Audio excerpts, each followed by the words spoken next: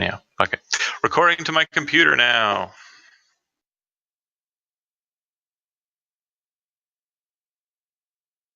Need to get whatever that problem is sorted out too. But yeah, we're going. So feel free to continue. Belorin, obviously you're in the water as well. And secret note, our guest star today is Steve, who will be playing a character you'll see as he comes up. But Steve, your character is not too far from this location, and you're technically in the city, but you're able to see into the trees to that pond, and you see what has happened.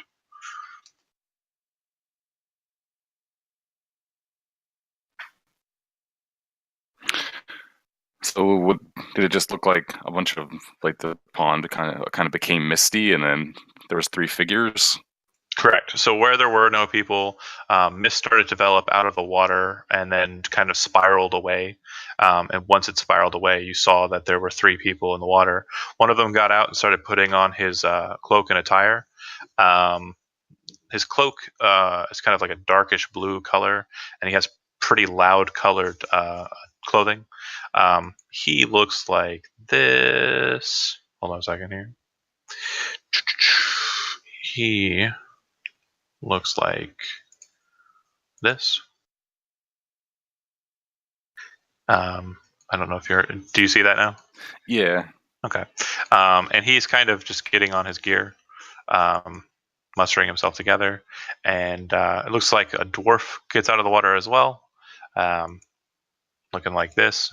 The armor he starts putting on looks like it has lots of spikes, and he seems to be favoring two weapons: a war pick that looks more like just an actual work pick, like a miner's pick, and a strange-looking axe. Dwarvish looking axe. And then the last of these three is a female who I assume gets out of the water or stays in the water. Soon. I'm savoring this moment. Okay. So she seems to be, I assume, very pleased with herself for some reason. Yeah. Are any of them wearing any sort of... Do they have like a standard or any sort of sigil I might recognize, or they just kind of seem like traveling folk? Just by the way that the male human is kind of moving and kind of looking around, he looks like he might be in, but he doesn't have any icons or markings or guild, notices or anything on him. The dwarf looks like a dwarf, and the elf or half elf woman hasn't exited the water, and you don't see too much of her iconography to be able to tell if she's affiliated or anything.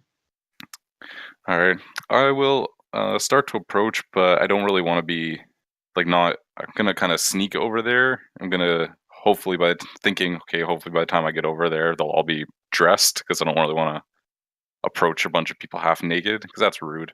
Sure. So I'll slowly make my way over there, kind of hoping that by the time I get close enough that they would notice me, that they're dressed. Gotcha. While that's happening, Hadrian, you're obviously getting dressed. You can kind of see into the city, and you're guessing it's your destination, Drayons, which is a place you've probably never been, to be honest. Yeah. But that said, is there anything that you want to do, like just peeping, or anything in particular you want to look out for? I just want to be on alert, because we're now in a very strange new place. Traveled very quickly and now out of our element. I just want to be aware, because this has caused me problems in the past. Gotcha. Go ahead and do me a favor and make a perception check for me while you're doing that. And then Gimmets, likewise, is there anything in particular that you're wanting to do? I have a question. What is the city of Drayons' relation to the different dwarven nations or the Semeroth military? Absolutely. So the Semeroth military has given over a lot of its soldiers to Drayons over the past few decades. The reason why that is when the Eversoul Kingdom took back the council, it's been sending a lot of those soldiers out that way. The Semeroth soldiers made up a strong portion of the army of the council, but that's changed in recent years. Drayons is on the border of the province of Parnak and the Empire of Parnak, and another province known as Seriu. Seriu has a lot of wild border armies that try and cross over and take over portions of the Empire, and Drayons is basically the hub city for the defense against that. It is a very prosperous city because Seriu isn't just a bunch of wild nomadic pacts or clans. There's also an empire in Seriu as well, and there's a strong trade relation between them as well. So sometimes the military conflicts against these armies, these clans, comes from not only Parnak and the city of Drayons, but also from Seriu and the empire therein. But yeah, the main house that's present here is a house known as Ashbraid. The dwarf leader of that individual named Varn Ashbraid was a general who proved himself back 20 years ago at a battle known as the Battle of Hilton. He's respected to the dwarves. Would I have been here before in my travels with? Yeah, I'd say so. You probably have come out to Drayons in the past, and you actually probably recognize where you're at. You're in the Temple District, which is on the southwest side of the city, and the temple that you're kind of looking at right now is the Great Church of Averiu. It is the largest church that man has built as a in at least that you've seen, in honor of Averiu, the god of men in the Elvish tradition. Meanwhile, just one last Belorin. Obviously, the water is cooling off a bit. It's not hot springs water like it was before. Certain, conditions arise because of the colder temperature of the water, and it's obviously a bit more uncomfortable than the hot springs were. That said, are you still wanting to just wait until they kind of move away from you so that you can get out of the water, or do you care about that at all? No, I was just kind of enthralled listening to actual players do actual player things and not a bunch of clowns. It was beautiful. Well, welcome aboard. But that said, Yeah.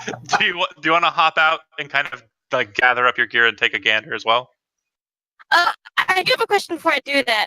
Sure. How much of a physical difference in the character is there besides gender, like height and body type or anything? Absolutely none. The only thing that has changed is,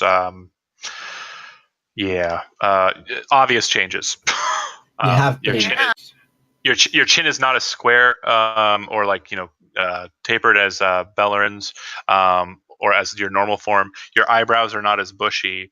You have a more feminine physique in that he kind of already has like an hourglassy figure. He's an elf. Yeah, it doesn't change. He already looked like a woman.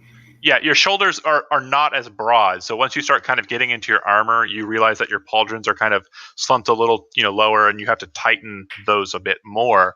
But other than that, like it's not much of a change. And also, the main plate of your chain shirt is like leather, so it's kind of you have to loosen that up a bit. All right. So I'm gonna start slogging my way out of this rapidly cooling, not hot spring. And there's going to be kind of a reverse of what people do when they're testing the water with their toe. Instead, I touch the dirt at the edge, and I, pop back in the water and do it again, and I jump out onto the dirt and kind of dance a little bit. Not only that, I'm going to pick up a handful of it and just kind of hold it, standing there naked, looking at them, and just stare and say, "It's dirt. I can feel it." At this point, Mercer would turn and just look at the sudden movement, the sound. And obviously the nature of the aspect is a bit different than what you'd expect out of Belorin. Belorin's been kind of stoic, secure, but still kind of aloof and elvish. But she seems a bit more aloof than what you would expect. That said, Hadrian, despite the distraction, you still have advantage on the check that I was making you roll. You start looking around at the city, and you see very obvious to you indicators that this portion of the town has a number of houses that are marked as safe houses and some that are marked as locations that are okay to be hit. for the Thieves Guild. But the thing is the indicators that you're seeing are very similar to the Fellhood's indicators. But Okay. because you rolled so good, you notice the very minute differences. The Fellhoods are a family that are a splinter cell family from a family known as the Mardigans. The Fellhoods took over Stormloft, basically said, forget you, Mardigan family, we have this base of operations and strength. Since that point, the Mardigans have not been able to take any control over Stormloft, but the Mardigans have control outside of Stormloft and are more powerful than the Fellhoods everywhere else. Your presumption is that these markings here are those of the Mardigan family, the Thieves Guild known as the Mardigans. And a potential ally against the Fellhoods. Perhaps, yes. About this time, are you making any move? You said you were making moves for stealth, Steve. Go ahead and make a stealth check. Nope, I can see my character sheet, but I can't access the stats. I can only see like the bio. I don't have control of it. That's weird. I gave you both slot. Oh, okay, I see. Apparently, that's weird. You're good now. You should be good now. Yeah. Can I roll an insight check? 4. To see if Gimmets realizes or he thinks that Belorin has been a woman this entire time, or not? Because I don't know if you would know. For flavor, you can go ahead and just make me an intelligence check. Okay. You're not sure. You don't remember seeing him or her slip into the water, but after the pool, and now that you're here in this different city, you do recognize noticeable differences. It could be a situation like Arya in Game of Thrones kind of deal, like, she was dressed up as a boy the whole time, or you're not sure. You're not sure. I'm going to go with Gimmets just thinks this is just Belorin, and there's not really a difference. He was just the woman the whole time. Perfect. That makes sense. Okay. Everybody else is kind of like focused on certain things there. But Belorin, you see a person kind of approaching your group, but looks like they're trying to remain concealed as they're doing it. This person, as he approaches, looks like he's wearing kind of like a dark gray cloak. Looks like he has like a yellow shirt underneath. Kind of just a typical traveler's gear kind of look to him. Looks like an adventuring type. His face has a couple of scars upon it, and he's kind of giving you guys a gaze that's very intense, but he doesn't look like he's malicious. More curious. I'm the only one who sees him. Correct. The wisdom total for the rest of the party is pretty low. It's negative. No, sorry. Alright, I'm gonna point at myself and then the other two and count on my fingers and then count him as well and get, of course, 4. And I'm gonna look to them and say, there's supposed to be 3, right? Not 4? And then I would kind of point. So she points. I throw a dagger warningly in that direction. Well, before you get the dagger out and start to throw it, you look over in his direction and you don't see anything. She's pointing at something, but you don't see anything. You're like, you don't know what she means either, because she did say that pretty vaguely. So, that said, if you still want to just hurl random daggers in a city, deal, but I'm just saying, there might be repercussions besides the guy fighting you back. I'm going to chuck a dagger 5 foot in front of me and just say, you've been spotted, come on out. A dagger is thrown in your direction, Steve, the direction that the girl pointed. You saw it coming, certainly, and the dagger hits the stone near you. What do you do? I saw her point at me, so I know she spotted me. Yeah. All right, I'll kind of put my hands up, and I kind of come and I look over and I say, "Well met, newcomers. Welcome to the city of Drayons. Wasn't trying to sneak up on you, just giving a bit of privacy while you re-robed." Seems like a pretty candor fellow. I'll go ahead and give you again the image. He's going to be holding knives and stuff, but he's not currently holding knives. But this is what he looks like.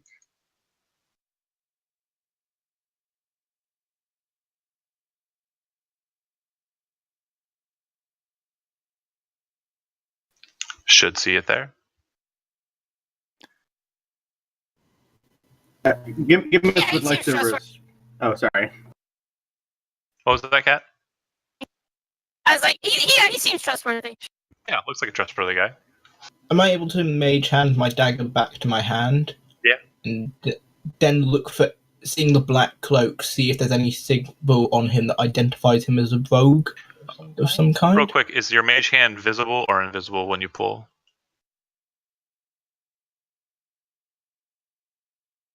As arcane trickster, you can make it either visible or invisible. I'll make it invisible then, just because it looks cooler. Okay. Steve, go ahead and make me an intelligence check real quick.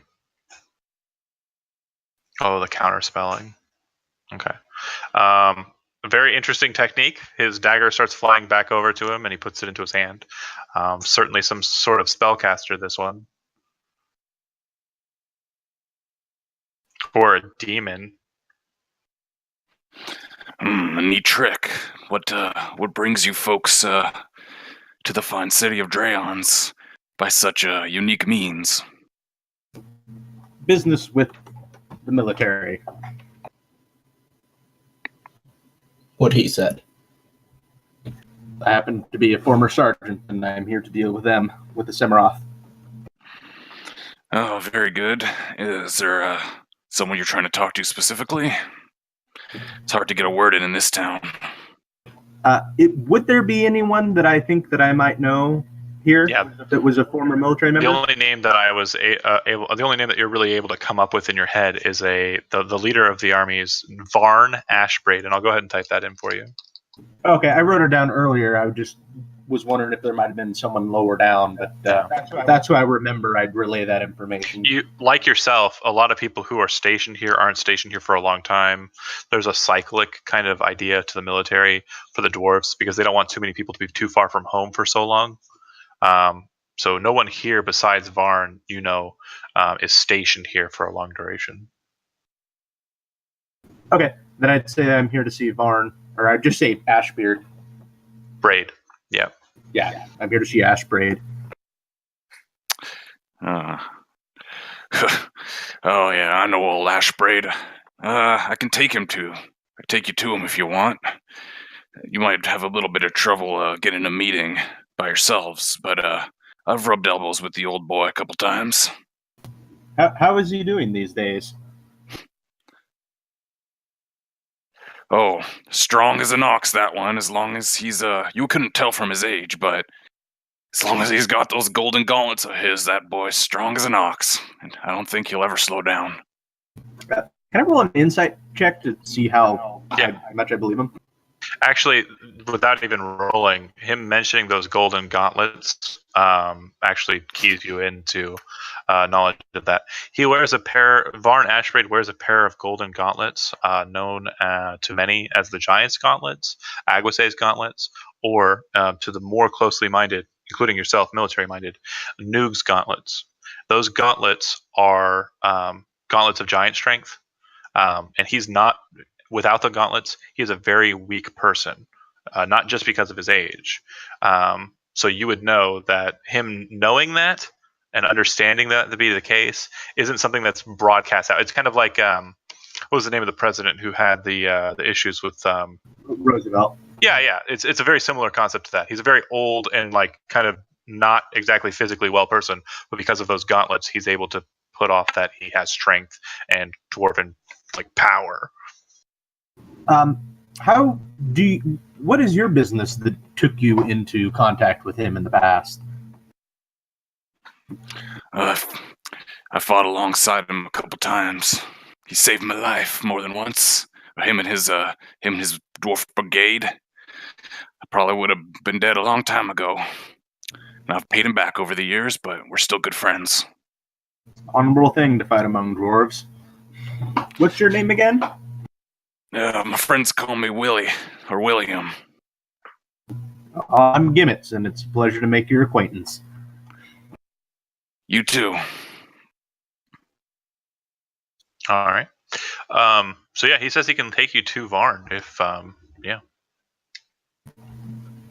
would like to do that. I mean, if Hadrian and Belorin You guys are okay with that?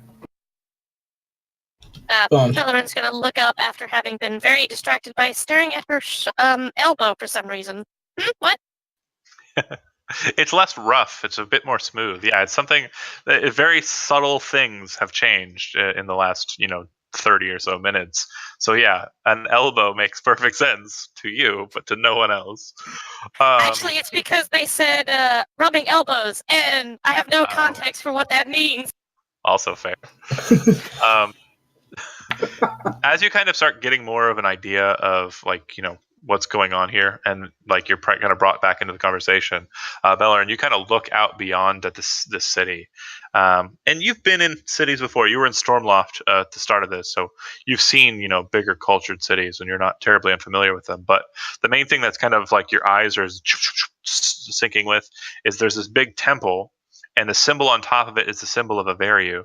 In the Elvish pantheon, you worship the Witwiaven, which are the 4 goddesses of the seasons.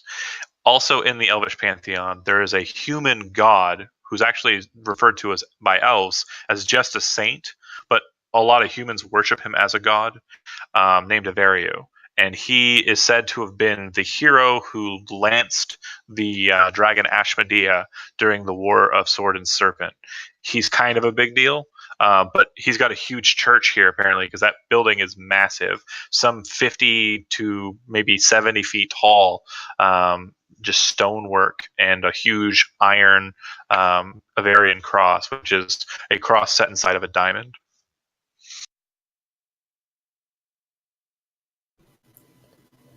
So it kind of contrasts with the rest of the town, doesn't it?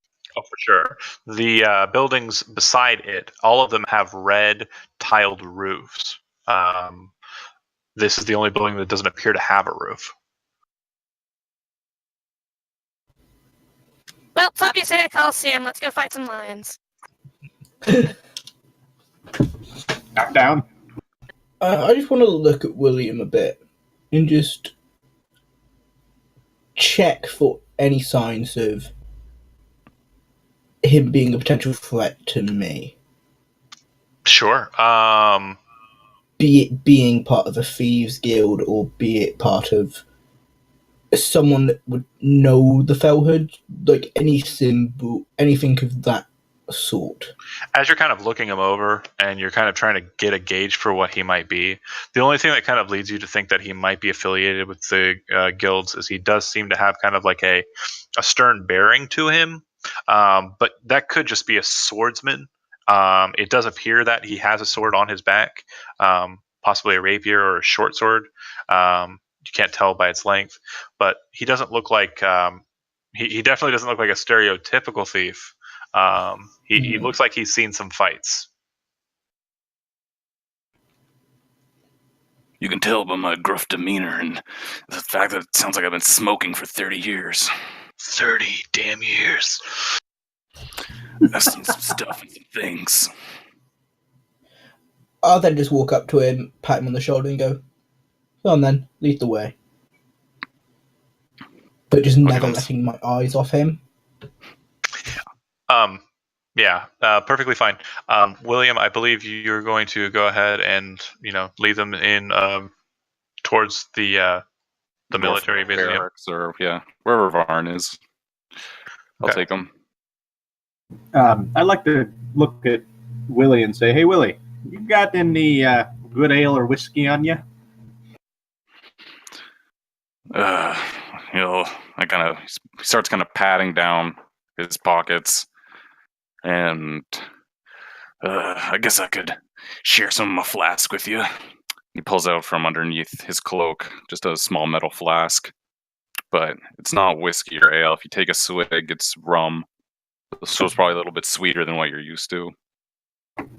I'd like to smell it and then just start swigging it. Yeah, it definitely smells sweet, and upon taste it does as well, but it's not like most sweet drinks like wines and stuff that you've tasted in the past.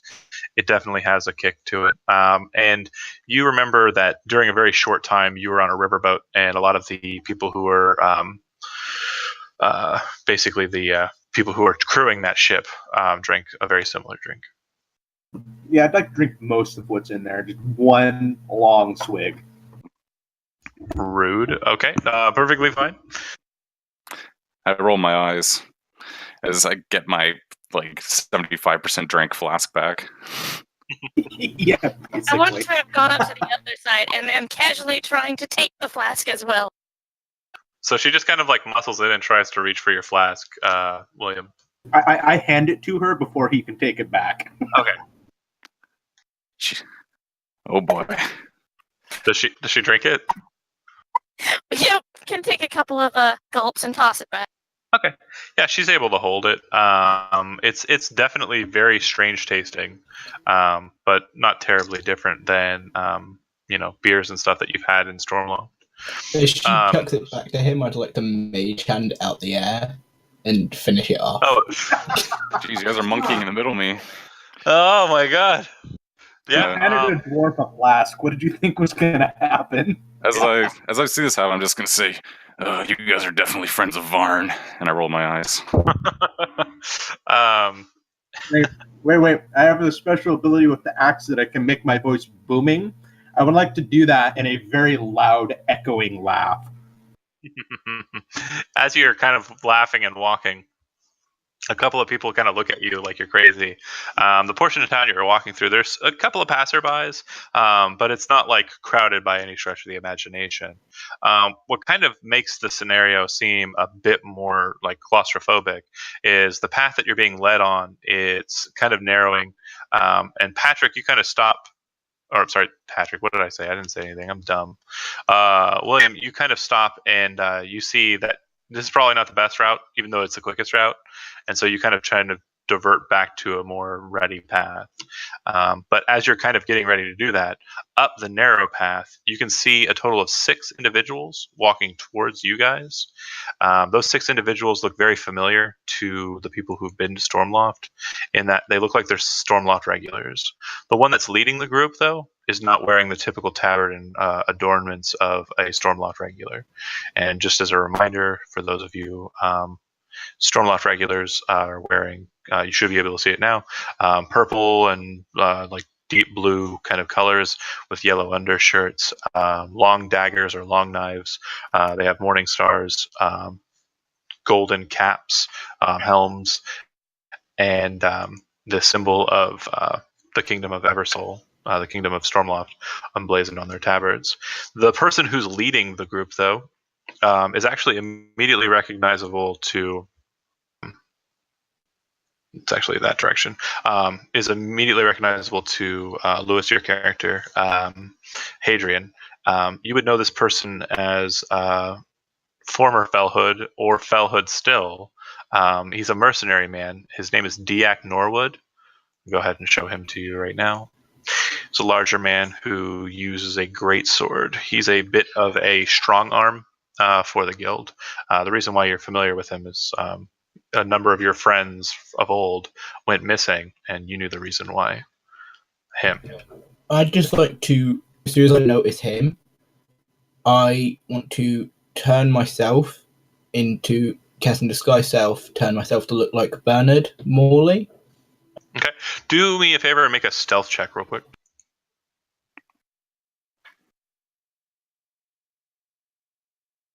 How many people? You said it's this guy, and then he's got a squad of how many people? 6? It's him and a squad of 5. Total of 6 people. Oh boy. Okay. William, you're actually kind of your face kind of beams into a smile as you watch Hadrian pull a really sick feint. And he actually kind of turns and looks at you as he's talking, moves his hand over his face, and uses spellcraft to make himself look like someone different. You see he now looks like this, but he's wearing the clothes that he was wearing before. He's got a sick mustache. His hair is kind of, just a mess. But he's still wearing the same clothes. I kind of smirk at Hadrian because I'm picking up what he's throwing down, kind of getting what he's about. I like it. Would I know if Belorin would be unlikely to be recognised due to being a female version at this point in time? But would gimmicks be recognised? Would I know? Sure. You're not sure. Again, you're not sure why these guys are here. You do know that you saw a group of 6 sort of regulars heading after you in the past, but you're not sure why this specific group is here. And as they're kind of walking towards you, they don't seem to be looking at you or focusing on you as if they were like intent on kind of getting to you specifically. William, you kind of lead them away from that path, and it doesn't look like those individuals follow you at all. They just walk past. As they kind of head on their way, it looks like they're heading towards the Great Church. Just for the record, Gimmets is doing nothing to try to blend in. If anything, sure. He's being a sore thumb right now. For sure. That whole situation would have gone very differently had what he had done gone different. So this group of 6 just passed us? Yeah, a group of 6 individuals, Stormloft regulars. They're basically knights. I'm so tempted to do something really stupid. I'd suggest we turn and follow. Knowing my past with this man, I think it's a good idea for us to keep an eye on him. We can meet with Athbraid later, surely.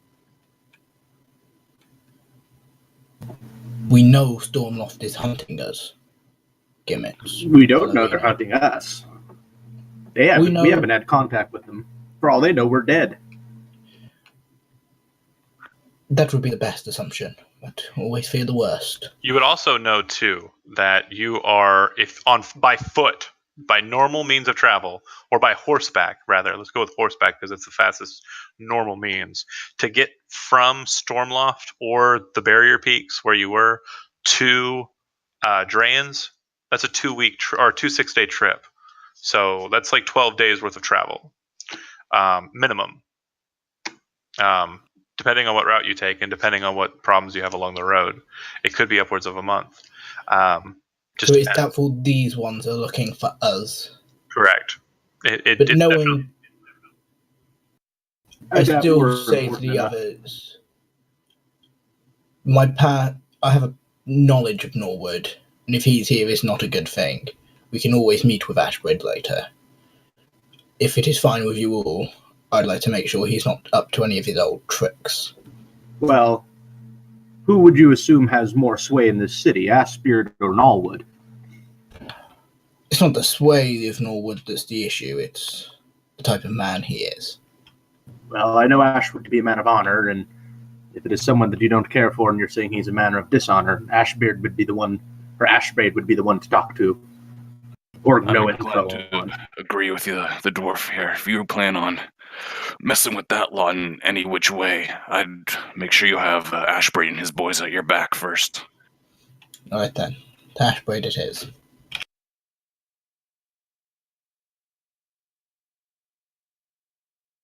One second.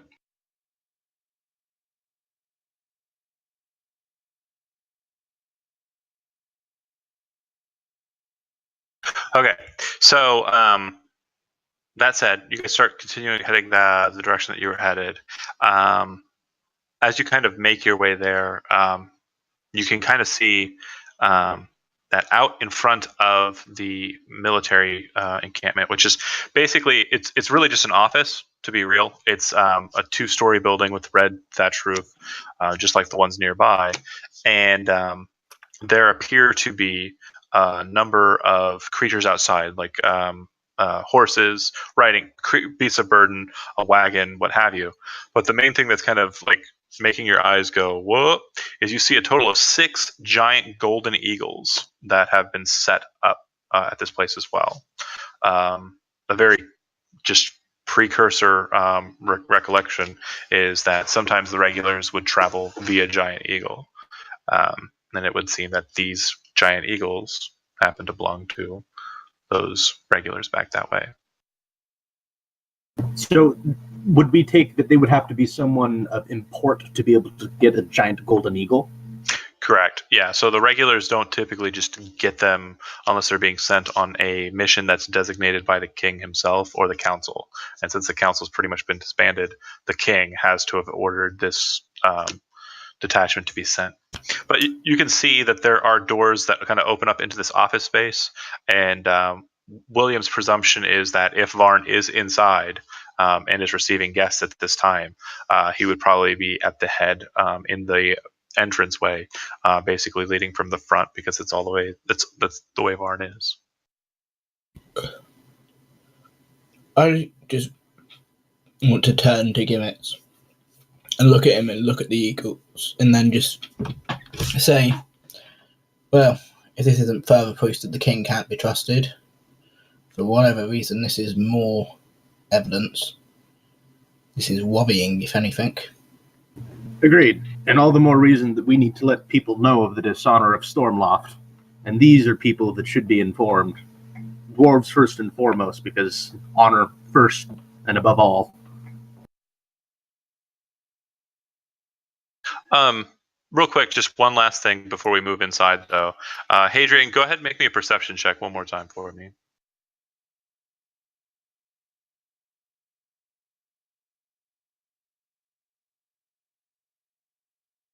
Really good. Okay. I was hoping you'd do poorly, but that's fine. Along the way, as you guys were heading towards the base, you noticed, just when no one was really paying attention, William actually pulled a coin out of his purse, copper, and took his dagger to it really quick, made a mark on it, which you would know as a cant symbol, and then passed it off to a beggar, which you would know as a drop.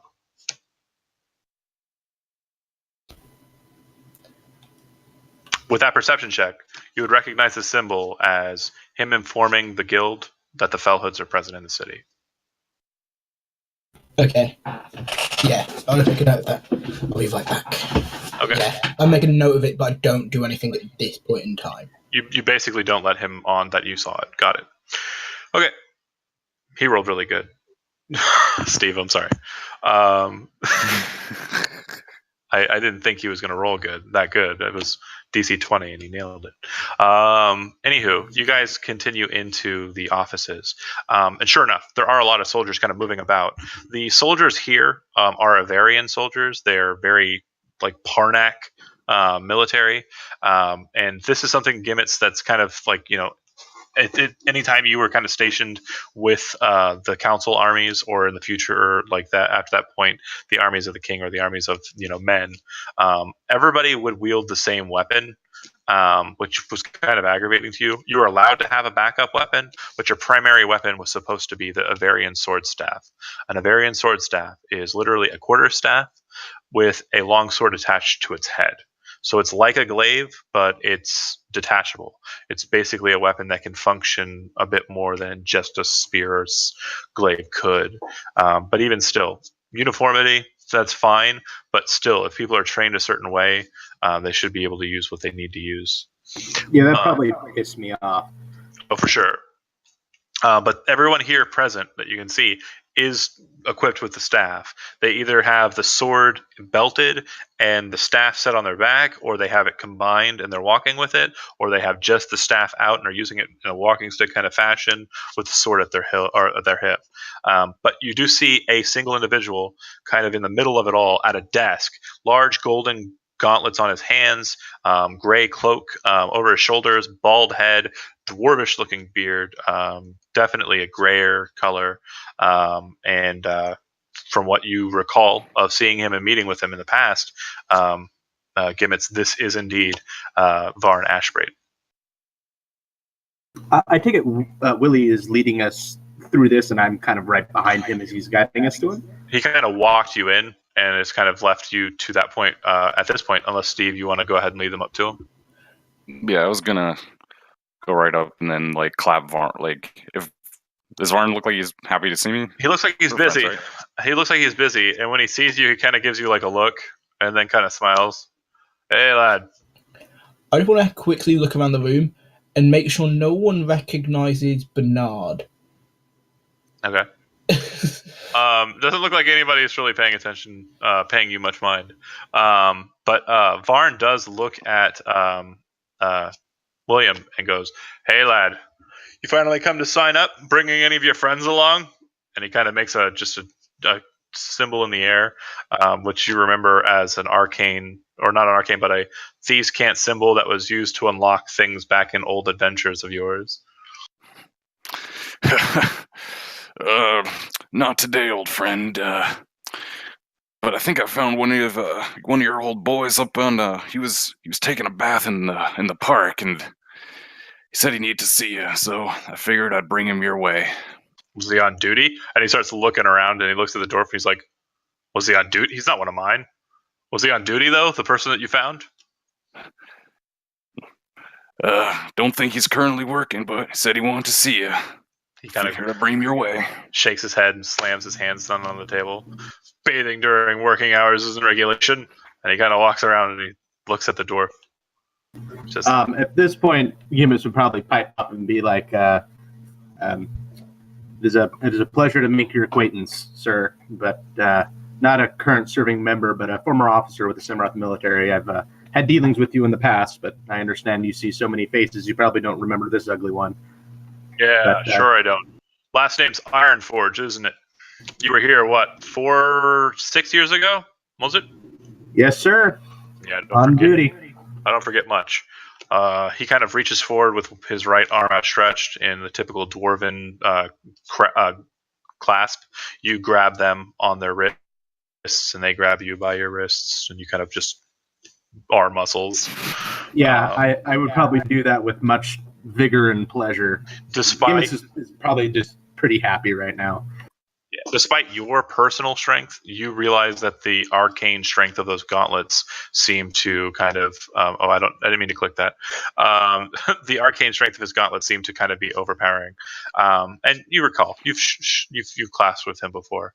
He gives you a smile and he says, "Well, what brings you to the city?"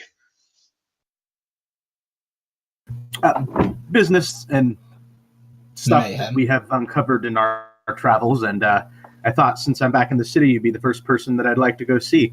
And if you're not too overwhelmed with the workings of the military here and trying to get everyone organized, if we could have a drink together and have some conversation.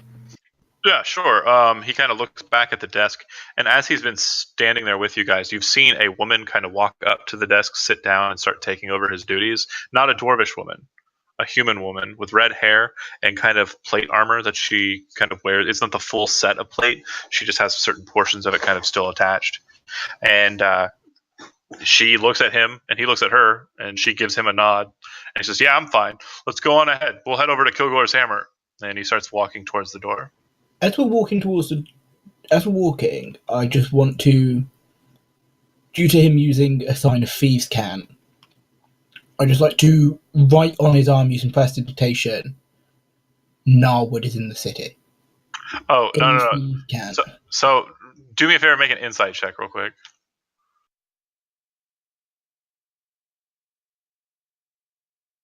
So when he threw up that sign, he did it poorly, and you're pretty sure he did it incorrectly. And it seemed like it was an inside joke between him and William. So he doesn't know thieves' cant. It doesn't. Okay. You don't for a second think that this dwarf marshal knows anything about thieves' cant other than to how to crudely throw out a gesture. Yeah. But yeah, you guys start walking.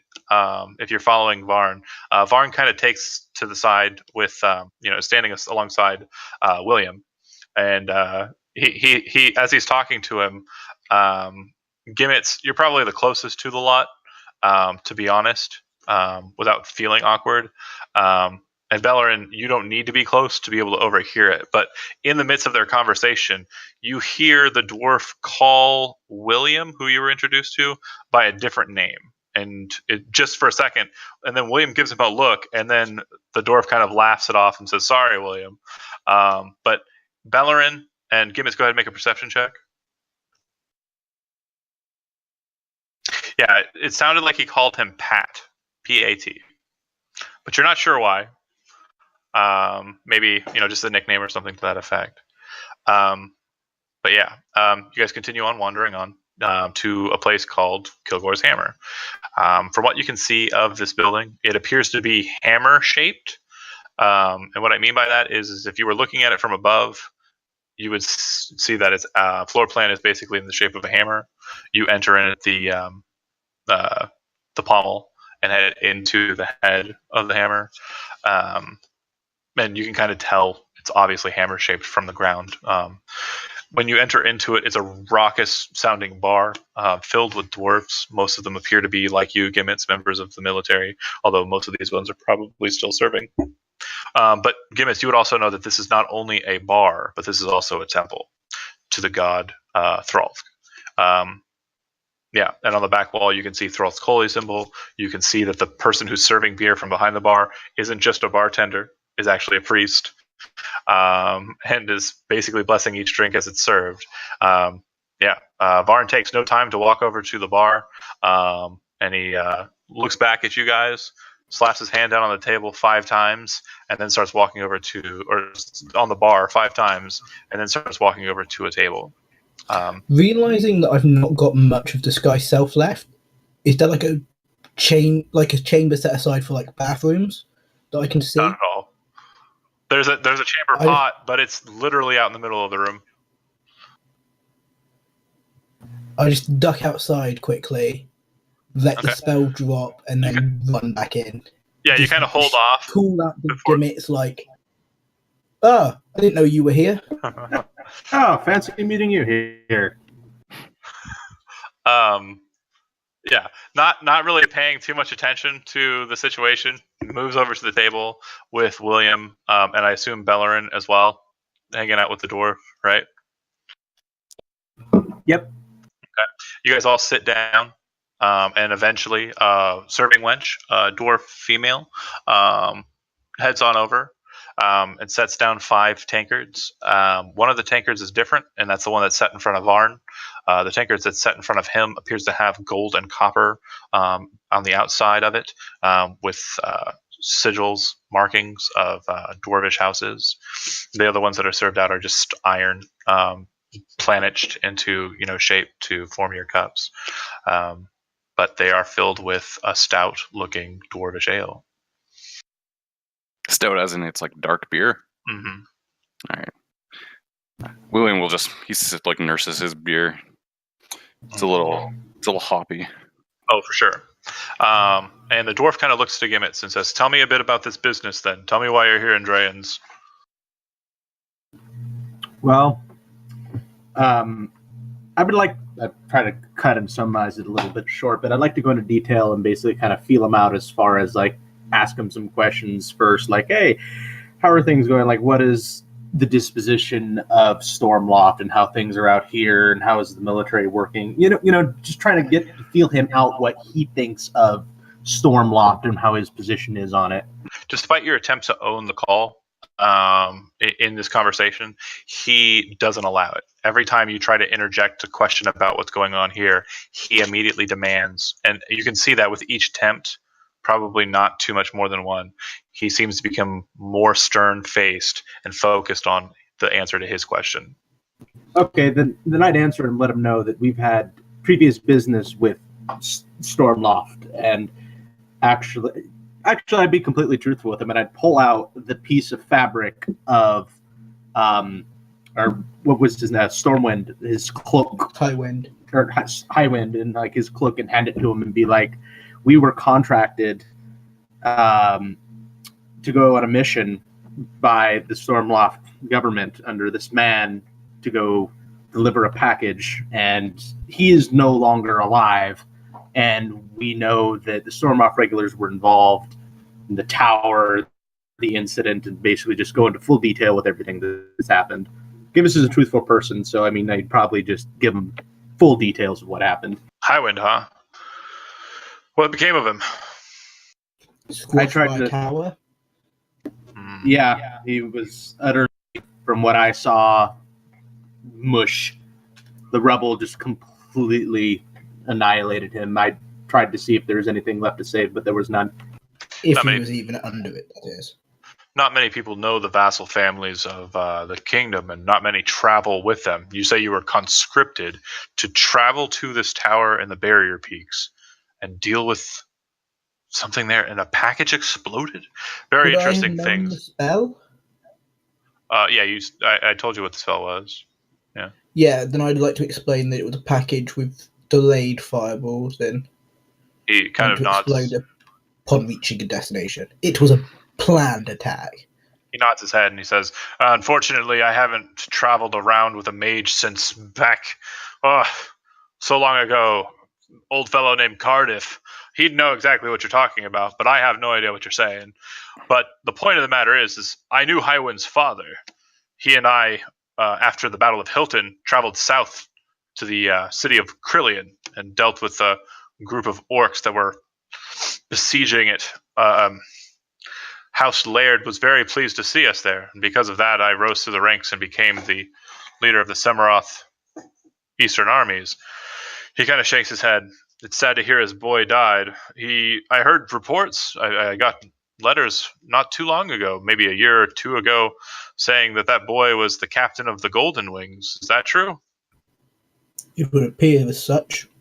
Now, a small note. I heard that he was sent on this mission by the king as repentance for something that had happened or he had done, but I do not know what.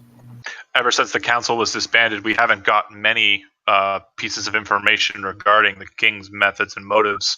We've been set to our task, defend the eastern provinces and the eastern border. He kind of looks over to William and then kind of looks over to you guys and says, so what exactly are you in the city of Drayons for after that? Do I have it right that you're here to tell someone about this? You've told me what's happened. To the Lord, your fine city, and inform him of what has been going on. Yeah, basically, I'd like to say we're here to speak to the Duke to see if we could garner his support. But basically, from what we have gathered of the working of Stormloft, they have lost all honor and are dealing in some very despicable ways and are trying to keep it on the hush-hush. And our main goal here was to try to feel out how other people feel about this, but there is rampant corruption and just immoral ambiguity going on. Well, I tell you this, there's no way you're going to be able to see Afagrad von Drayons in the near future. It would seem that over the last month or so, soldiers of higher import in the military sent by the king have been sent to repurpose von Drayons' authority here. No one has seen Afagrad von Drayons for at least 2-6 days. The only way that you would be able to gain an audience with him is find a way to sneak into the Duke's Keep and find him where he stays, if he is even still alive. Unfortunately, we have received no correspondence from the armies of the council, now repurposed as the armies of the king, and the Semeroth dwarfs. We maintain, we hold, we're vigilant, but not many attacks have come in the last year, 2 years. The clans across the way, they've kept to themselves. I think the king has taken up with a group as well. I think it's a group you know, William. Yes, if what you're saying is true, it could be imperative that we get you an audience with Von Drayons. But I'm afraid Varn here is right. It may be almost impossible through conventional means. And he kind of rubs his stubble on his chin. Varn looks to you and he goes, is this a Crane Manor situation? I think it's a Crane Manor situation, Varn. He starts to kind of laugh a little bit. You'll have no better guide for it. He looks over to the other people and he says, you'll have no better guide for it with Pat. Yeah, he shakes his head, with William here. Yes, I'm sure Pat would be a fine guide for us. Where can we find this Pat? Varn kind of looks at William and he says, I met William. I get names mixed up sometimes. I'm old. I don't even know what I'm saying anymore. He looks like Varn dead in the eyes. He says, Pat was my father's name, Varn. That's why you keep getting it confused, you old bastard. He grins. At that Can point, I insight check? No. At that, I don't need an insight check from you. I need a history check from you, Hadrian. Yeah.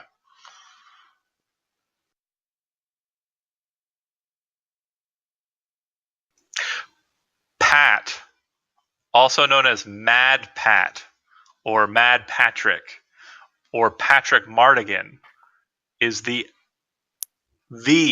thief. Like, his father, in actuality, Patrick Mardigan's father, is the person who created the Mardigan family. So he's not the leader of it. His father is, but Patrick Mardigan has a lot of clout. And if what he just said is true, he's the son of Patrick Mardigan, well, first off, he's quite old for it, at least by look and gruffness alone. And he's talking about war stories from like 10 to 20 years ago. And yeah. How old's Patrick? Martigan? You don't know, but you assume he's older than. I mean, he's as old or just about as old as this guy in front of you looks to be. You're not sure. I turn to William and just go. He rolled a crit. Okay, dang it, Steve, you rolled a crit. I turn to him and just go, I'd quite like an audience with your father.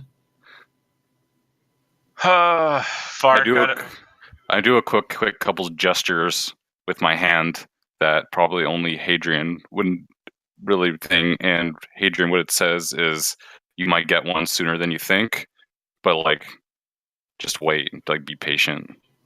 Yeah. Does it seem threatening when he says that? No. It seems like basically the vibe that you're getting is more of a be cool, not a I will kill you. It's more of a hey, be cool, chill with the thinking you know shit. Yeah, you know shit. That's fine, but chill. I'll talk to you later, okay? Varn kind of gives this sympathetic look to William and is kind of like, sad looking, like he shit the bed and he's sorry. But he says to you guys, you'll have no better guide to find your way into the Duke's Keep than William here. And he kind of smiles. At that, it looks like you're about to leave, right, Aaron? Yes, and I can give it like another 5 minutes, but I would like to at some point interject.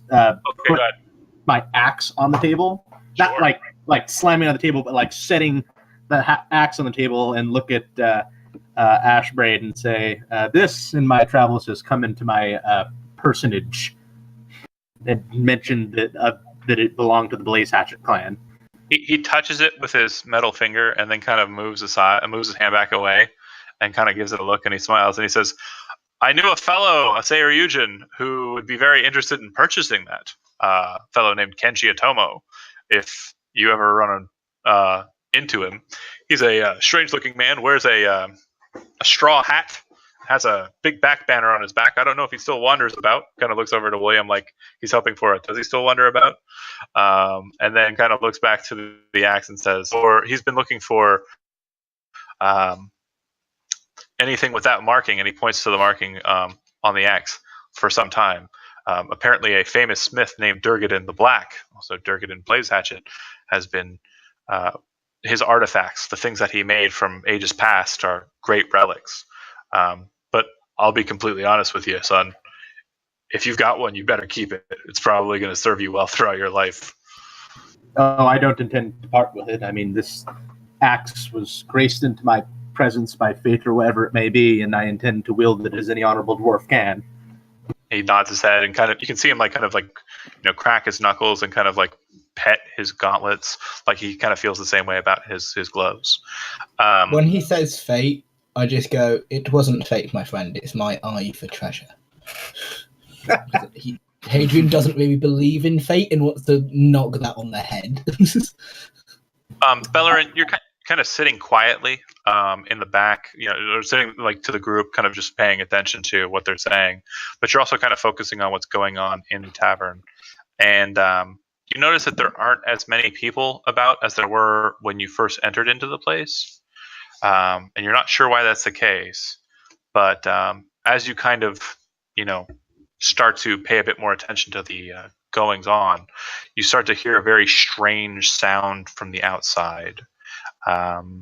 What do you do? Am I the only one who hears it? Yeah, everybody else's wisdom sucks, dude. It's negative. I keep people and shit. Yeah, we make poor life decisions. We're only good at having 30-man conversations. Tell me a little bit more about how it sounds. As you kind of focus in on the sound, it sounds like the cawing of a bird, but like a dozen or so of them, and it sounds like loud thumps of maybe like a bag full of something kind of slamming against the stone. I'm gonna casually kind of stand up and pat. I don't know who's to my left, but they're getting pats on the shoulder. No, wait, I'm gonna rub their elbow casually and look over my shoulder. I think it's time we depart with haste. I just look down at my elbow, just really confused, and then look at them and just go, okay. I'd look at Belorin and then look back at Ashbraid and then to Pat and then back to Ashbraid and then just kind of feel them out. Okay. Ashbraid, a bit more of a dwarf of action, kind of just hops up and seeming trusting of elf ears, says, "What do you hear, girl? Let's go. What is it?" And he starts heading towards the door. I'd follow immediately after him. Axe in my right hand and pick in the left. Pulling the short sword and the sword out as I walk. As you come out of the tavern, which is in kind of the military district near where the Semeroth dwarves are basically stationed, what you see is a city fight. It looks like two armies are clashing on the streets, and the civilians and citizens aren't engaged, aren't being dealt with. They're able to hide and escape. But you see dwarves and humans clashing on the streets. The second Varn sees it, he starts running out to help a pair of dwarves who are fighting against three strong men in that fight. Kind of looking back to William like, kind of deal with yours, I'll deal with mine kind of situation. And starts into the fight. But what you also see, just as he kind of like hits the throng there, you see a body slam onto the stone between you and Varn. And up above where the body was dropped, you see a golden eagle descending down to snatch up another member of the dwarf military. It would seem that the armies of Stormloft are currently dealing with the dwarf armies here. I'd like to fire a fireball at the eagle as it's going down to draw its attention to me, and as soon as I've got its attention, I just go, "Come on then," and just start running so it's chasing me. Fair enough. As you're about to fire the firebolt off, William, you would see the situation, you would see the look on Varn's face, you would know that any attention drawn to you guys at this point would be bad. And it looks like this young upstart of a mage is about to cast a firebolt up in that direction. All right. With that, I'll grab his arm as I kind of see he's starting to conjure his arcane, and I'll look at him like dead eye, like because how old's Hadrian's probably like pretty young buck, right? Like he's in his 20s or something. I believe so. Yeah. Like, I'm gonna give him the look of a most. man that's seen some shit. Like, trust me when I say this. This isn't our fight. Come, follow me. I'll get you in to see Von Drayons. Varn and his boys can handle this. You would know that Kilgore's hammer. You would also know as well that Kilgore's hammer has a sewer access point inside. I just want to point for the record, Gimmets is ignoring this, and if he saw Varn charge into battle, he is 100% at his side. He is not going anywhere else. So just for fluff, as you're heading in that direction and you're about to get to the fray, that's when the body of another dwarf slams down in front of you and just splatters. And you know the sheer force of it, and the eagle that's looking down at the group and it's swooping for another soldier, it looks like it's going for you. And you're pretty certain that if it gets a hold of you, even with your spikeness, it's probably going to do the exact same thing that it just did to that soldier to you, unless you retreat. I don't think Gimmets would retreat at this point. Like, Understandable. Perfect. Like his former general is now fighting and dwarves are being killed. I mean, he's probably just in a blind rage right now. Okay. Perfectly fine. Belorin, you see the dwarf looks like he's heading off away from the mission. You know that the goal of this is to try and get in contact with the Duke. It is going against that. Hadrian, you'd also see that. And the words of wisdom that have just been spoken to you by this master thief do ring in your head as true. Bringing the attention of that giant eagle would be bad. In fact, so bad, you actually witness the giant eagle swoop down and make an athletics check there, dwarf.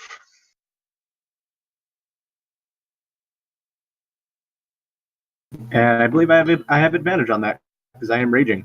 So Yeah. it'll be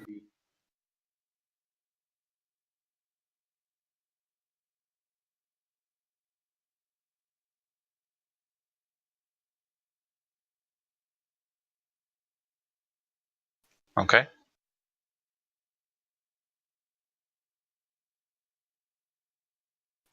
All right. So, you got a 16? Okay, cool. My 19 will best it. It grabs a hold of you. Its talons kind of dig into you. You take 9 points of damage, so half because you're raging. So 4. And it lifts you 20 feet off the ground. All right. Can I grapple it? Since it just grabbed me, I'd like to grab it back. How that works is when you're engaged in a grapple, you're grappled. You are technically grappling it. There's no ownership of a grapple. You are in a grapple. So if you want to use your bonus action on your turn, because we're just going back and forth real quick, more fluff than. I was gonna say, since we're not like actually in a combat, can I like do something as a reaction upon seeing that? Yeah, absolutely.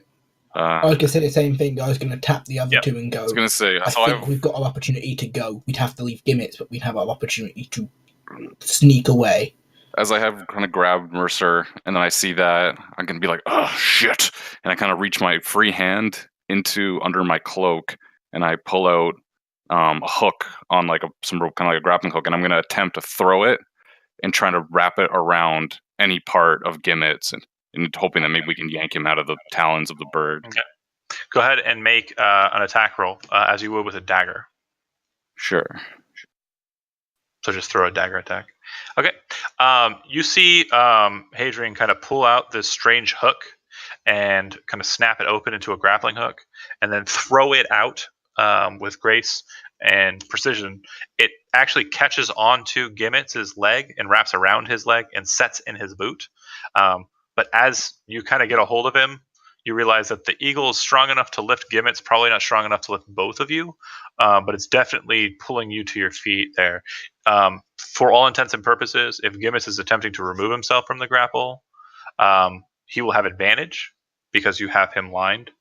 And if you want to attempt to pull Gimmets on subsequent turns, you can go ahead and make an athletics check to attempt to do so. Yeah, before, just as a free action, let's be like, look to Belorin and Hadrian, just be like, help me. All right, let's get your friend down and get out of here. Hadrian. I'll grab one and help yank. Okay, Hadrian Growler.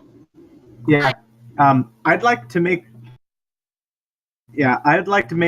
2 attacks with advantage onto the Golden Eagle. So with my war pick and then the standard. Right. Well, you are kind of grappled, okay, and you didn't have both of you. Well, you did. You had both weapons drawn out when you did it.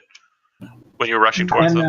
And when I did the level up, I took the grappler feat, so I have advantage on all attacks that any creature I'm grappled with. Right. Okay.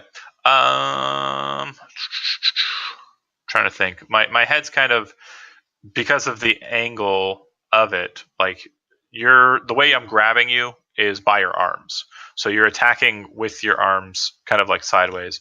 Go ahead and make the attacks. I think I've got what I want. If he grappled with me, he would have taken just 3 damage because of the spikes on any successful grapple. So it's actually as a bonus action, I think you... Well, is it when they grapple you?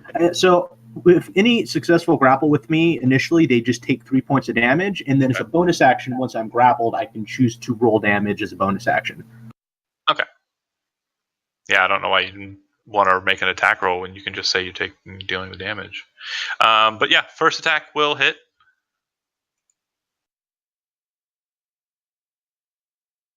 Warpick will also hit. The eagle starts to kind of like buckle a bit, but it catches the rider's attention. The rider will look down at you and become very annoyed at your presence. He goes. Belorin and Hadrian, you said you're grabbing the line. Both of pick one of you as the lead. Make an athletics check. I assume Belorin's the stronger of the two. Yep, I think so, yes. Yep, go ahead and make an athletics check.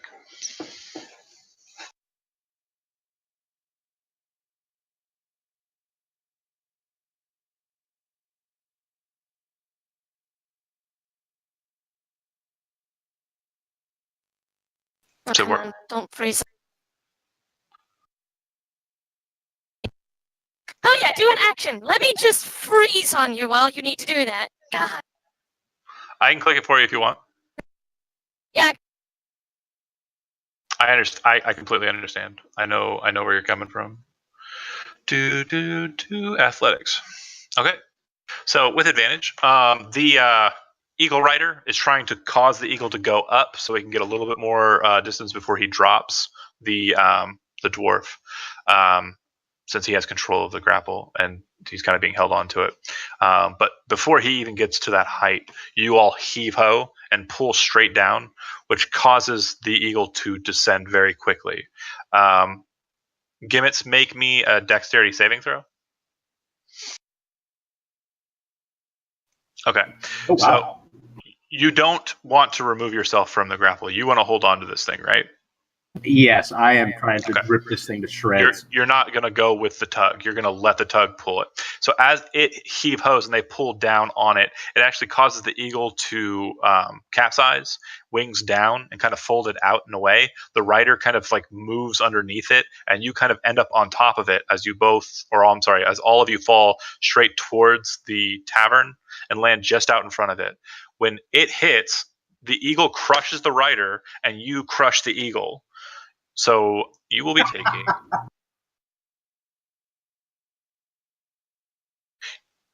2 points of damage from the fall, and you are prone on top of a dead eagle. I'm happy with this outcome. All right. As you kind of hit the ground though, and are laying on top of it, you look around, and you seem to have lost track of where Varn and his people have went. Whatever they were fighting, they've dealt with, and they have seemed to have moved on. Everyone else is kind of looking at you pretty awesomely, by the way. You are still pissed, but you're still looking around, and you're pretty sure that you're not going to be able to get to something to fight it, and your rage is basically going to subside before you even get to it. So I'd say at that point, if what's done is done, and like the dwarves aren't just getting massacred right now. I think if they want to disengage, I would probably listen at this point. Okay. From what you can see of the fight, like the eagles are still floating overhead, but you can see ballista bolts being fired up from the dwarven office up at them, and a couple of them are falling to the bolts. The dwarfs don't seem to be folding. It doesn't look like a massacre. It looks like a pretty decent fight. But yeah, that said, it does look like the others are attempting to get you back into the tavern to lead you to the sewer access point. Yeah, I'll just grab Gimmicks on just put an arm on his shoulder, turn him around and go, fighting can come later. Now we have to leave. This is probably our best opportunity to sneak into that building. Come on. Absolutely. Question, would Gimmicks understand that from our knowledge, the Duke would be the biggest opposition to Stormloft, right? So, correct. So I'd be like, to the Dane, like, now let's go. Because obviously, if I thought he was going to be the one fighting Stormloft, then we would rally there, like give him support. So just so you have an idea of just kind of like as it's kind of folding into your head, the armies that are currently fighting are the armies of the king and the armies of the dwarves, which the dwarves technically have the king outnumbered, but the king's armies are surprise attacking, so advantage. But you know that the Duke has his own armies, but they're not going to move unless commanded. The king's armies would only attack if the Duke's armies were at bay. So why are they not attacking, or why are they not helping, is the main question at this point. And you need to get to the Duke to find out why. And I'm going to get you to him. That's 100% correct. As you guys get into the Kilgore's Hammer, you find the sewer access point. William is very quick with the lock and throws it open, and you guys start to descend down into darkness. That said, that's where we'll end the session. Steve, you're able to join us next week? I'm going to try my best. Okay. So if he is able to join, then obviously he'll join. If not, he'll basically tell you what direction you need to go once you're inside, and we'll go from there. And 2:00, I'm going to try a couple of things throughout the week to make sure my stream's working, because we had some technicals today, which sucked. Sorry I kept you a little later, Aaron, than you needed to. I'm going to go ahead and kill the stream. Yeah. I'm gonna depart quickly at the moment, so I'm gonna say wonderful playing with all you guys, and I will see you guys next week. But